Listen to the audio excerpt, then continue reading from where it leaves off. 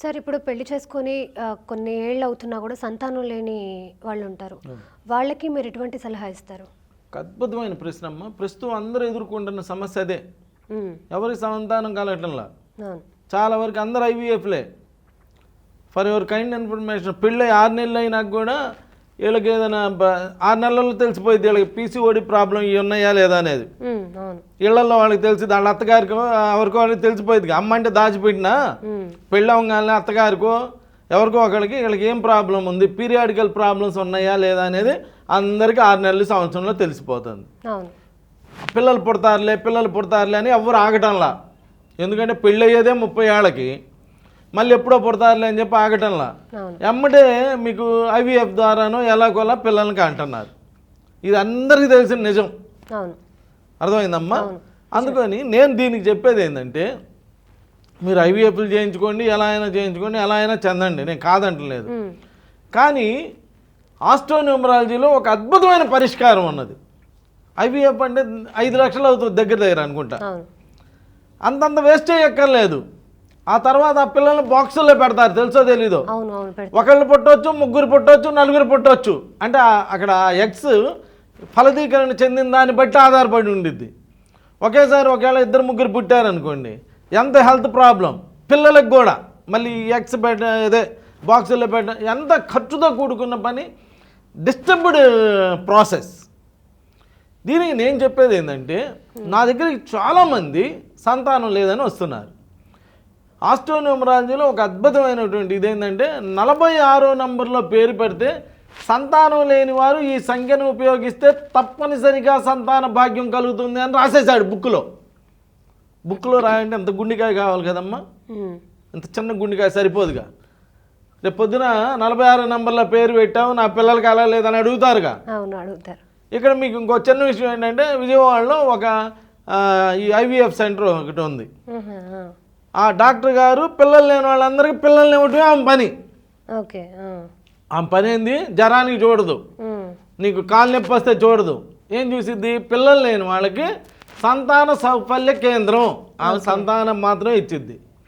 ఆమెకే పిల్లలు లేరు. వాళ్ళ నాన్నగారు పెద్ద ఆఫీసరు, రిజిస్ట్రార్ ఆఫీసరు. ఆయన నాకు ఫ్యాను, మంచి ఫ్యాను. ఉంటారుగా ఎవరికొకళ్ళు, అందరికీ ఫ్యాన్స్ ఉంటారుగా ఎక్కడో ఒక చోట. అమ్మ రహమాన్ గారి దగ్గరికి వెళ్దాం రా అంటే, ఊరుకున్నానా, నేనే అందరికి పిల్లల్ని ఇస్తాను, నేను ఆయన దగ్గరికి వెళ్ళటం ఏంది, బాగోదు అని చెప్పారు. అని 2 ఏళ్ళ నుంచో ఏమో లాగుతున్నా, పాపం రావటం. నేను ఒకరోజు విజయవాడ ప్రోగ్రాం ఉంది నాకు, లాక్కొచ్చారు అమ్మాయిని. డాక్టర్ కదా, రారు కదా, చూసే వాళ్ళకి ఇబ్బందిగా ఉంటుంది కదా. లాక్కొస్తే ఆ అమ్మాయికి పేరు సెట్ చేసి నేను చెప్పిన రెమెడీస్ చేస్తే మంచి అమ్మాయి పుట్టింది. అక్కడి నుంచి ఆ అమ్మాయి ప్రతి పనికి నన్ను అమ్మాయే ఫాలో అయింది. వాళ్ళ అంత వల్ల లేదు ఇప్పుడు, ఎందుకని రిజల్ట్ వచ్చేసింది కదా. ఒక అద్భుతమైనటువంటి విషయాలు ఇవన్నీ కూడా నేను వాళ్ళ పేర్లు చెప్పి ఇగో ఇట్లా కావాలంటే చెక్ చేసుకోండి అని చెప్పాల్సిన అవసరం నాకు లేదు. దమ్మున్నోడి కంట ఇవన్నిటితోటి రుజువులు చేయాల్సిన పని లేదు. ఇట్స్ ఫ్యాక్ట్స్ ఇవన్నీ. ఇక్కడ నేనేం చేస్తానంటేనమ్మా, న్యూమరాలజీ ప్రకారం మంచి నెంబర్ పెడతాను, జాతక చక్రంలో ఉన్నటువంటి చిన్న ప్రాబ్లమ్స్కి సొల్యూషన్స్ చెప్తాను. అవంతా కూడా నా దగ్గరికి వచ్చిన రెమెడీస్కి ఎవరైనా అడిగితే మహా 100 రూపాయలు దాటం. 2 గుడ్లు 1 గ్లాసు పాలు ఎంత ఇద్దమ్మా, 100 రూపాయలు దాటవుగా. అంతే నా రెమెడీస్ అన్నీ అలానే ఉంటాయి. ఇక్కడ వచ్చి పేరు కరెక్ట్ చేసేసుకుని వెళ్ళిపోతేను, లేకపోతే ఇప్పుడు కాలేజీలో చేరిస్తే పాస్ అవ్వడు. నువ్వు పాయింట్ క్యాచ్ చెయ్యి. ఏంటమ్మా, కాలేజీలో జాయిన్ చేస్తే పాస్ అవ్వరు, చదివితే పాస్ అవుతారు. కాలేజీలో ఒకరోజే జాయిన్ చేస్తారు, చదవటం ఎప్పుడు చేయాలమ్మా, రోజు చేయాలి. అర్థమైందా పాయింట్? నేనేం చేస్తానంటే, అలా పేరు కరెక్ట్ చేసి పంపిస్తే పిల్లలు పుట్టరు. ఆ కరెక్ట్ చేసినటువంటి పేరుని మరలా నువ్వు గుర్తు చేసుకుంటూ దాని మీద ఎక్సర్సైజ్ చేస్తే పిల్లలు పుడతారు. కాలేజీలో చేరితే పాస్ కారు అనేది అందరికీ తెలిసిన ధర్మం. వీళ్ళు చేస్తున్న తప్పు ఏంటంటే, న్యూమరాలజీ దగ్గరికి వెళ్ళాను, వచ్చాను, అయిపోయింది, నా పిల్లలు పుడతా అంటే పుట్టరు. ఇక్కడ నేను మంచి గ్రంథాలు చెప్తా. నేను ఆస్ట్రోన్యూమరాలజిస్ట్ కన్నా నేను ఒక ఆధ్యాత్మికవేత్తని. నా డెస్టినీ 34, బ్రహ్మం గారి 25. మీ ఫోన్లో చెక్ చేయండి. 257 నా destiny 34, 347 the great doctor Kakarla Subbarao గారు 25, ఈ ప్రపంచంలో వాజ్పేయి గారు 25. మానవతావాదులు కదా వాళ్ళందరూ, ఆధ్యాత్మికవేత్తలు కదా. మీ ఫోన్లో చెక్ చేయండి, నేను చెప్పాను నమ్మొద్దు. నేను వాళ్ళకి ఏం చేస్తానంటే ఏ మతానుసారం ఆ మతానికి సంబంధించినటువంటి గ్రంథాలు ఇస్తా. ఇక్కడ ఒక చిన్నది గురుచరిత్ర అధ్యాయం 39 చదివితే పిల్లలు పుడతారు. హిందువులు అయితే, ముస్లిమ్స్ అయితే సూరా నంబర్ 39 చదివితే పిల్లలు పుడతారు. క్రిస్టియన్స్ అయితే 39 కీర్తన చదివితే పిల్లలు పుడతారు. దీనికోసం మీరేం లక్షలు వేస్ట్ చేసుకోకల్లా. కాకపోతే నిరంతరం ఎక్సర్సైజ్ చేయాలి. ఐవీఎఫ్ అంటే ఒకరోజు చేయించుకొని వచ్చేస్తారు, అయిపోయింది అనుకుంటున్నారు. లేదమ్మా, 2 నెలలు నరకాన్ని డైరెక్ట్గా అనుభవించాలి. నరకాన్ని డైరెక్ట్ లైవ్లో అనుభవించాలి. ఐవీఎఫ్ ఆయన కానీ డెలివరీ అయిన దాకా ఐవీఎఫ్ని అదే నరకాన్ని లైవ్లో అనుభవించాలి. దానికన్నా ఇది ఎంత మంచి పరిష్కారం వచ్చుకోండి. ఒక 5 నిమిషాలు చదువుకున్నారంటే, ఒక 5 నిమిషాలు భగవంతుడిని తలుచుకున్నారంటే, you look me I look you అన్నాడు సాయిబాబా. నువ్వు చూస్తే నేను చూస్తా, నువ్వు పక్కకు చూస్తుంటే నేను చూసినా నీకేం కనిపించింది. ఇక్కడ మీకు గురుచరిత్ర 39వ అధ్యాయంలో ఏం చెప్పాడంటే, సిద్ధయోగి ఇంకా ఇలా చెప్పారు. గంధర్వపురంలో సోమనాథుడైన సదాచార సంపన్నుడైన వృద్ధ బ్రాహ్మణుడు ఉండేవాడు. అతనిది అపస్తంభన శాఖ సౌన గోత్రం. అతను భార్య గంగామ్మకు 60 ఏళ్ళు నిండినా సంతతి కలగలేదు. 60 ఏళ్ళకు కూడా. ఆమె నిత్యం శ్రీగురిని దర్శించి వారి పాదాలను పూజించి ఆరతిచ్చి సాష్టాంగ నమస్కారం చేసి తిరిగి వస్తుండేది. ఇలా ఆమె కొన్ని సంవత్సరాలు తదేక దీక్షతో చేస్తుండేది. ఒకనాడు స్వామి నవ్వుతూ ఆ మహా ఇల్లాలతో, అమ్మా, ఇన్నాళ్ళుగా మమ్మల్ని సేవిస్తున్నావు, నీ అభిష్టం ఏమిటో ఎన్నడూ చెప్పలేదే, ఇప్పటికైనా చెప్తే గౌరీనాథుని కృప వలన నీ కోరిక నెరవేరుతుంది అని అన్నాడు.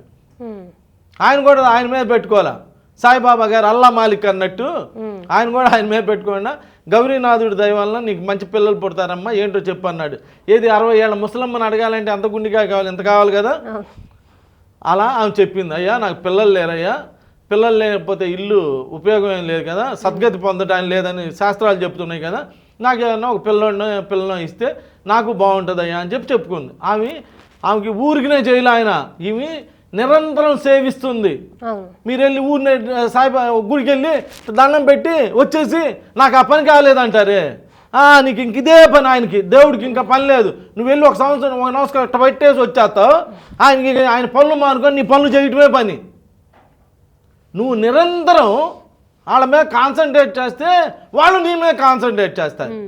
దాంట్లో వెళ్తే బండి కూడా ఆపు, ఎట్టనే వెళ్ళిపోతావు. ఆయన పనులు మానుకొని ఆడ నైవేద్యాలు పక్కన పడేసి నీ అమ్మడు వచ్చి నీ బండి ఎక్కి నీ పనులు చేసి పెడతాడమ్మా. ఇంకా ఆయనకేమైనా వేరే పనే ఉంది. అలా నిరంతరం సేవిస్తూ అప్పుడు ఆయన సాటిస్ఫై అయ్యి ఏం చేశాడు, ఒక అమ్మాయిని ఇచ్చాడు, ఒక అబ్బాయిని ఇచ్చాడు. మీరు చదవచ్చు 39వ అధ్యాయంలో. 60 ఏళ్ల ముసలమ్మకి, మీరు మొన్న గుంటూరులో 72 ముసలమ్మకి పిల్లలు పుట్టారు, అబ్బా దేశంలో వింత అన్నారు. ఈ వింతలు ఎప్పటి నుంచో ఉన్నాయి. భగవంతుడు తలుచుకుంటే ఆకాశాన్ని చీల్చిస్తాడంట. భగవంతుడి ముందు ఇవన్నీ వింతలు కాదు, ఏమి కాదు. 60 ఏళ్ళ అమ్మాయిని 16 ఏళ్ళ అమ్మాయిగా మార్చేస్తాడు. ఆ విధంగా మార్చేసి అలా పిల్లల్ని ఇస్తాడు. ఇదేం పెద్ద గొప్ప వింత కాదు, మీరేదో చేసింది, పూర్వకాలం నుంచే ఉన్నాయి అమ్మ ఈ వింతలు. కాకపోతే మీరు పుస్తకాలు చదవక మీకు తెలియదు. అందువలన ఆమెకి అమ్మాయి పుట్టింది, అబ్బాయి పుట్టాడు. అంటే నేను ఇక్కడ మీకు చెప్పేది ఏంటంటే, సంతానం కలగటం లేదు, 3 ఏళ్ళు అయిందో 4 ఏళ్ళు అయిందో కలగటంలో ఇబ్బంది పడుతున్నారు. మీరు ఇంత డబ్బులు వేస్ట్ చేసుకొని ఇంత ఆరోగ్య సమస్యలు తెచ్చుకొని, అసలు మీకు ఐవీఎఫ్ అంటే మీకు తెలుసో తెలియదమ్మా, నరకాలన్నమాట. అలా లేకుండా మీరు ఏం చేస్తారంటే, చక్కగా హిందువులు గురుచరిత్ర 39వ అధ్యాయం చదవండి, ఒక 5-6 సప్తాహాలు చేయండి, అంటే ఒక 5-6 నెలలు చదవండి. ప్రెగ్నెన్సీ వచ్చి ఫ్రీగా చక్కగా డెలివరీ అయిందనుకో, హ్యాపీ. లేదు క్రిస్టియన్స్ మీరు గురుచరిత్ర వెళ్ళరు, మంచిది, మేమేం కాదంటలా, రమ్మని మేము అంటలా. చక్కగా మీ బైబుల్లో 39వ కీర్తన చదువుకోండి, చక్కగా సంతానం కలగండి, సంతానం ప్రాప్తి తీసుకోండి, ఆ యేసు ప్రభు దయ వల్లనే తీసుకోండి, హ్యాపీగా ఉండండి. లేదు మీరు ముస్లిమ్స్, మీ రెండు మీకు నచ్చవు, ఓకే, మేము కాదంటలా, ఎవరెవరు మతాన్ని మార్చుకోమని మేము అంటం లేదు. చక్కగా సూరా నంబర్ 39 చదువుకోండి, ఒక 5-6 నెలలు తిప్పలు పడండి, దాని మీద కాన్సన్ట్రేట్ చేయండి, చక్కగా సంతానం కలుగుతుంది. యద్భావం తద్భవతి. నీ భావన ఈ 39వ అధ్యాయం చదివితే నాకు సంతానం కలుగుతుందంట, ఈ 39వ అధ్యాయం చదివితే నాకు సంతానం కలుగుతుందంట, ఈ 39వ అధ్యాయం చదివితే నాకు సంతానం కలిగిద్దంట అనే నీ భావనే భగవంతుడు. ఇస్తాడు. అంతేగా నువ్వు చేస్తుంటే నువ్వు గుంట తీస్తా కూర్చున్నావు, ఇక్కడ నీళ్లు పడతాయని చెప్పారు, తీస్తున్నావు, ఎంత తీసినా రాలేదు, అయినా తీస్తున్నావు, ఏదో ఒక రోజు పడాల్సిందేగా. అలా నువ్వు చేసి కష్టపడి చెయ్యి, సంతానం కలుగుతుంది. అలా నా దగ్గరికి ఏమైందంటే, ఒక ఫారెస్ట్ డిపార్ట్మెంట్లో ఆఫీసర్స్ ఉంటారు కదమ్మా, వాళ్ళ ఆవిడకి IVF చేశారు, ఫెయిల్ అయింది. ఓకే. ఆమె నాకు బాగా ఫ్యాన్, బాగా అంటే బాగా ఫ్యాన్, అంటే థిక్ అండ్ థిన్ ఫ్యాన్, అంటే మన మాట అన్నా మన ఇదంటే ఒక మంచి నమ్మకం. వాళ్ళు క్రిస్టియన్స్ వచ్చారు, అయినప్పుడు క్రిస్టియన్స్ రాకూడదని రూల్ ఏం లేదు కదా, అందరు వస్తారు కాబట్టి మన మంచితనాన్ని బట్టి వచ్చారు. అయ్యా ఇలా IVF అయింది, మరి ఏం చేయమంటావు అంటే, నీకు మళ్ళీ అమ్మాయి పుడుతుందమ్మా, నీకేం బాగా ఇలా చేసుకోమన్నా. మళ్ళీ IVFకి వెళ్ళమంటారా అని అడిగారు. వద్దమ్మా, నా మాటిని ఒక 6 నెలలు ఆగి ఆ తర్వాత చూద్దామంటే మామూలుగా అమ్మాయి పుట్టింది. ఇలా అద్భుతాలు చేశాను నేను, అద్భుతాలు జరిగినాయి. అందుకనే ఇంత ధైర్యంగా మాట్లాడగలుగుతున్నాను. ఈ పేరులో ఏ పెట్టుకోండి మీకు బాగుంటుంది, పేరులో జడ్డు పెట్టండి మీకు బాగుంటుంది అంటలేదుగా, లైవ్ మాటలు మాట్లాడటంలేగా, అసలు నా నోట్ నుంచి కూడా రావు. అందరికి చేస్తున్నాను కాబట్టి ఇంత ధైర్యంగా మాట్లాడగలుగుతున్నాను. ఇప్పుడు నువ్వేం చేస్తావు, రేపు పొద్దున వెళ్ళి మీ MD గారితో, ఈయన వచ్చండి టీవీలో ఇట్లా అంటున్నాడు అట్లా అంటున్నాడండి, నాకు ఒక కెమెరా ఇవ్వండి, అసలు ఈయన ఇదేందో తేలుస్తాను అన్నావు అనుకో, అప్పుడు నేను రుజువు చేయాలి కదా. రుజువు చేస్తాను కాబట్టి ఇలా మాట్లాడగలుగుతున్నాను. నమస్కారం.